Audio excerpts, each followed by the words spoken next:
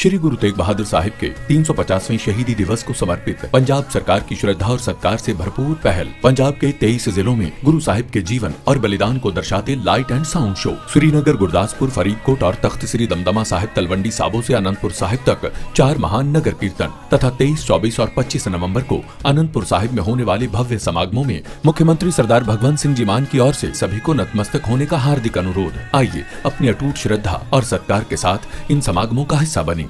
फरीदाबाद का धौज गांव पिछले कुछ दिनों से लगातार सुर्खियों में है।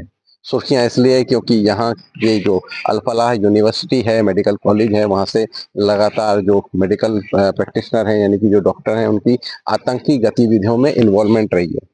अभी हमारे साथ मौजूद हैं एडिशनल सेशन जज, रिटायर्ड हैं ये हरियाणा सरकार से, और ये गांव इससे पहले और अपने नेक कार्यों के लिए जाना जाता रहा है। बात करते हैं इनसे। इस गांव का नाम लिम्का बुक ऑफ रिकॉर्ड में भी रहा है। क्या है इसके पीछे की वजह जानते हैं।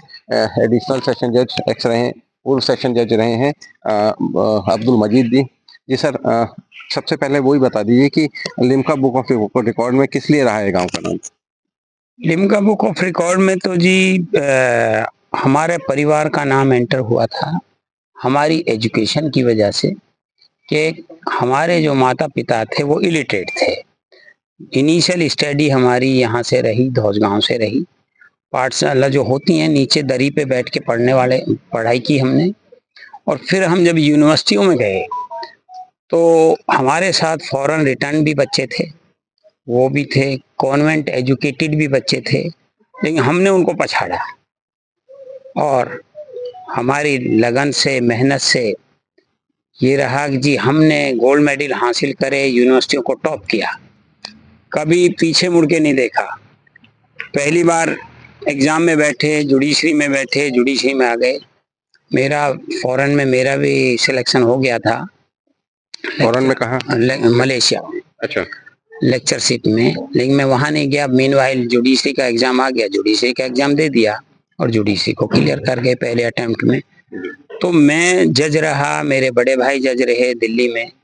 उससे बड़े क्या नाम रहा? उनका नाम डॉक्टर शहाबुद्दीन है। उनसे 3rd नंबर के थे डॉक्टर बदरुद्दीन, वो HOD रहे रोहतक यूनिवर्सिटी, MD यूनिवर्सिटी में। उसके बाद रिटायरमेंट के बाद वो यहाँ पे भी गुरुग्राम यूनिवर्सिटी जो गवर्नमेंट ऑफ हरियाणा की है, इसके भी HOD रहे, लॉ डिपार्टमेंट के। उससे जो 4थे नंबर के भाई हैं हमारे डॉक्टर शमसुद्दीन, वो ED में एम्प्लॉय थे, एडिशनल डायरेक्टर लीगल। क्या नाम है? डॉक्टर शमसुद्दीन। वो वहाँ से रिटायर हुए एज ए एडिशनल डायरेक्टर। उससे बड़े थे अता मोहम्मद, वो हमारे इस गांव के सरपंच रहे।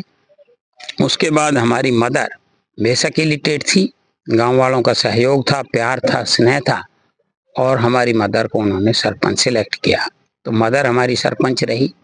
उसके बाद हमारी जो भतीज बहू थी, भतीजे की मिसेज थी, वो इस गांव की सरपंच रही। सर, एक डॉक्टर निसार भी यहाँ काम करता था, जिसके बारे में बताया जा रहा है कि वो जम्मू कश्मीर हेल्थ डिपार्टमेंट में काम करता था, लेकिन वहाँ टेरर एक्टिविटीज़ में इन्वॉल्व रहने के चलते उसे वहाँ से निकाला गया और उसके बाद उसको यहाँ रख लिया गया। तो क्या ये पॉसिबल है कि उसका प्रॉपर वेरिफिकेशन ना किया गया हो या मैनेजमेंट की नॉलेज में ना हो? क्योंकि ऑब्वियसली जब इतने लेवल पे कोई रिक्रूटमेंट होती है तो बहुत सारी चीज़ें वेरीफाई करते हैं। सबसे पहले कैरेक्टर सर्टिफिकेट जैसी ही बातें आती हैं सामने। जी, बात क्या है जी कि अगर कोई डॉक्टर ऑलरेडी किसी टेरर एक्टिविटीज में इन्वॉल्व था तो ये मैनेजमेंट की ड्यूटी बनती थी, उसका प्रॉपर वेरिफिकेशन, पुलिस वेरिफिकेशन कराना चाहिए था और उसका प्रीवियस रिकॉर्ड देखना चाहिए था।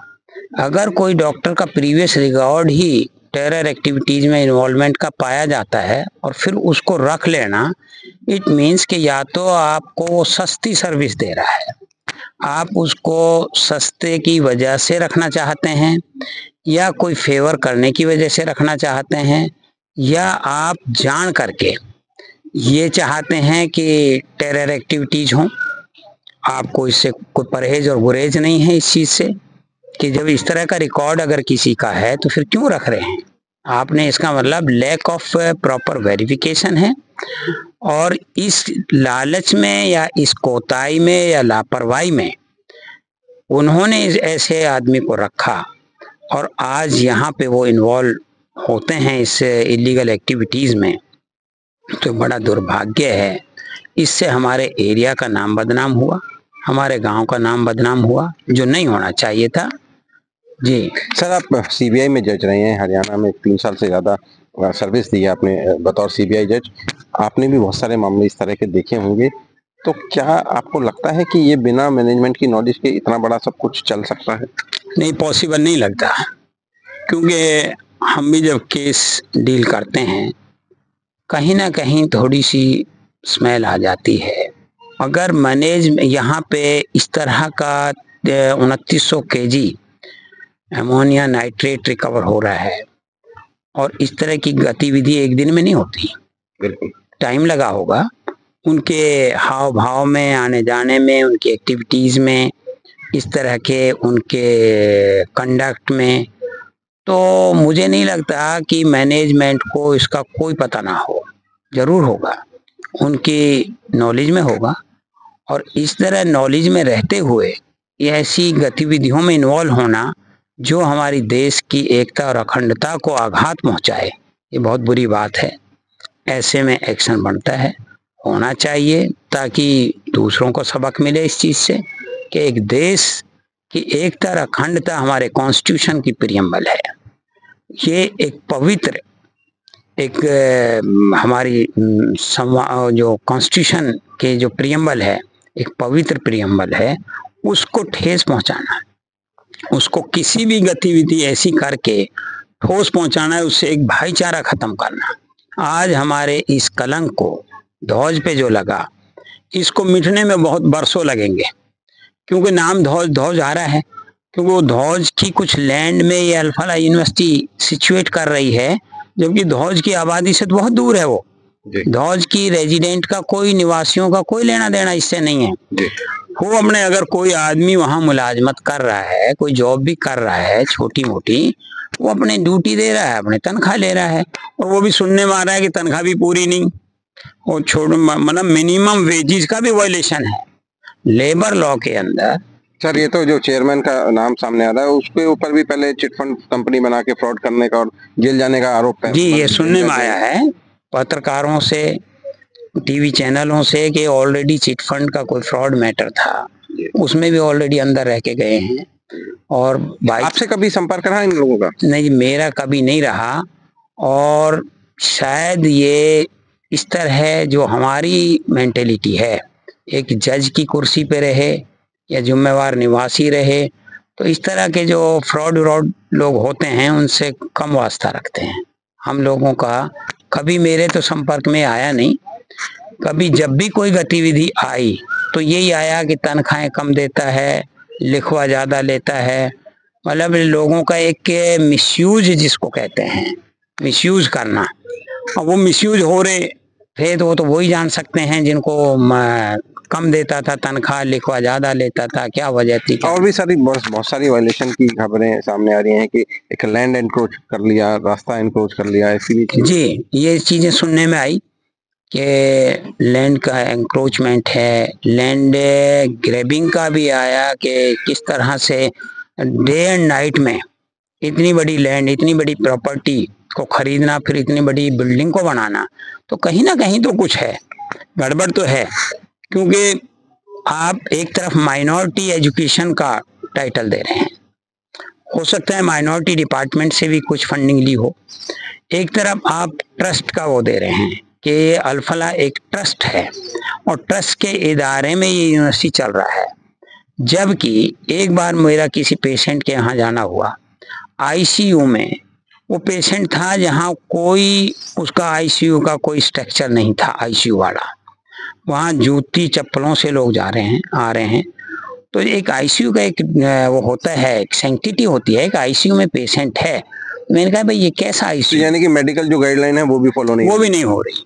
तो मैंने कहा किस तरह का आईसीयू है, तो लोगों ने बताया जी ये क्या करते हैं कि जब यहाँ इंस्पेक्शन होता है यूनिवर्सिटी का तो ये फ्री ट्रीटमेंट करते हैं, जब वो इंस्पेक्शन ड्यूरेशन ओवर हो जाता है तो ये लोगों से चार्ज करते हैं और बाहर से फंडिंग लेते हैं कि जी हम गरीब लोगों, फॉरेन फंडिंग भी की भी बात सामने आ रही है। मतलब लोग कहते थे कि जी फंडिंग इनको बाहर से मिल रही है कि हम गरीब लोगों का इलाज कर रहे हैं, जबकि ये पैसा लेते हैं।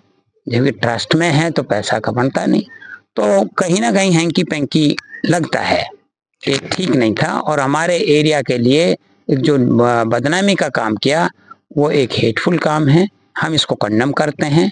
इस गतिविधि को, एक्टिविटीज को, हमारा जो भाईचारा है वो आज भी है, रहेगा। और हम हमारा गांव इनोसेंट है इस एक्टिविटीज से, तो इसके जिम्मेवार ये अल-फलाह मैनेजमेंट है। Thank you. तो ये थे हमारे साथ सीबीआई के पूर्व जज रहे डॉक्टर माफ कीजिए अब्दुल मजीद साहब, जो बता रहे हैं कि जो अल-फलाह यूनिवर्सिटी और मेडिकल कॉलेज है ये शुरू से ही कहीं ना कहीं संदिग्ध रहा है, चाहे वो चिट फंड के जो फ्रॉड से लेकर और इसके अलावा जो बाहर की फंडिंग है, माइनॉरिटीज के नाम पर फंडिंग है, इसके अलावा जब जैसा उन्होंने बताया कि मेडिकल जो आईसीयू है उसमें आईसीयू जैसी फैसिलिटीज नहीं है। और कहीं ना कहीं उन्होंने एक और चीज बड़ी बात कही कि जिस तरह से डॉक्टर निसार को जे.एंड.के हेल्थ डिपार्टमेंट से इसी कंडीशन पर निकाला गया था कि वो टेररिस्टिक एक्टिविटीज में इन्वॉल्व था, बावजूद उसके उसको यहाँ पर एम्प्लॉयड किया गया फरीदाबाद की इसी अल-फलाह यूनिवर्सिटी में। तो कहीं इनका सीधा सीधा आरोप है कि ऐसा संभव नहीं है कि ये जो मैनेजमेंट है उनकी नॉलेज में ना हो, क्योंकि कहीं ना कहीं ये उनकी नॉलेज में पूरा जो टेरर जो मॉड्यूल है वो उन्हीं की देखरेख में फल फूल रहा है। सचिन गौड़, फरीदाबाद।